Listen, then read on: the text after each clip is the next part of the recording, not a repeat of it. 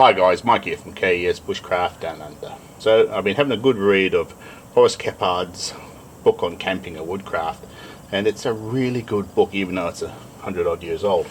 In here he mentions something which is quite relevant, I think. In the days before outfitters, outdoor adventurers made their gear which was tailored to their individual needs. Many experiments were done in the field to tweak their gear to get to the ever-changing point of perfect. Well, I think that's really relevant today. So this is my Frost River Isle Royale Bushcraft pack. It's a frameless pack. It's traditional wax canvas and leather. I love it. Now, when it's full, it carries reasonably well. Pack carefully. Okay. Empty, it's a sack. So the first thing I made for it was I cut down a plastic jerry can to give it some shape when it's empty, when it's a few bits of gears, when it's got your lunch, bit of fishing gear. Now that does one thing, it weighs 912 grams. Now when I've got a bit more gear, I've got this NATO sleeping pad, and this is at insulating you from the ground. There's no comfort involved with this guy here. Weighs 600 grams, makes a good sit pad, and with enough equipment in there, like for an overnighter, does a good job. But with my system, one blanket's not enough. That's a woolly mammoth blanket. That combined with a Jack Stillman poncho, just about there. But I'd like a little bit more insulation.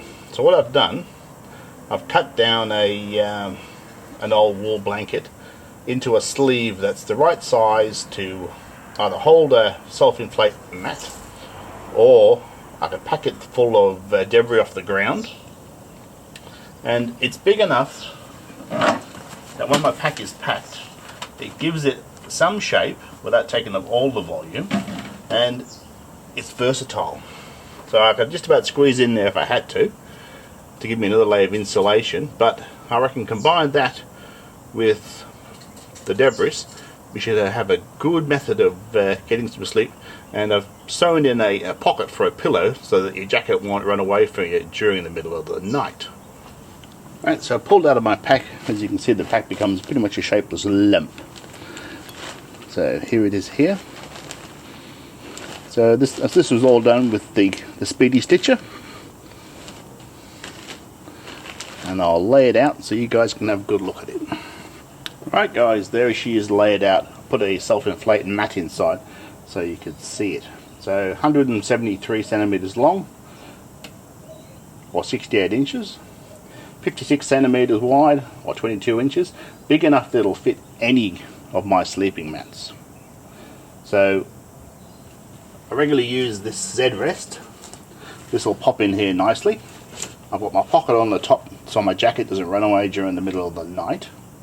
This here is my Kimber tarp, and that is my little ground mat. So that's basically my laying on the ground system. So it's got a lot of flexibility. Now, if I make a debris bed, I can pack it inside this so that things aren't poking me during the night, which, unlike North America, our leaves tend to be pointy here in Australia. And I can also pack this up with things like newspapers, because you never sleep well when you're cold. So the ground insulation is more important than the comfort. But I think in this situation, I'm getting both. It weighs less than the half jerry can and slightly more than the NATO pad, but it's really comfortable, and I'm hoping to step it up in the warmth department as well, which I really suspect. I reckon I'm going maybe from R1.5 to maybe R4, which would be a huge difference, guys. Anyway guys, if you like this type of content that helps you create good stuff, don't forget to like and subscribe, and I'll catch you next time. Wilbur, I don't know why all the treaters taste better on Dada's bed than your own bed.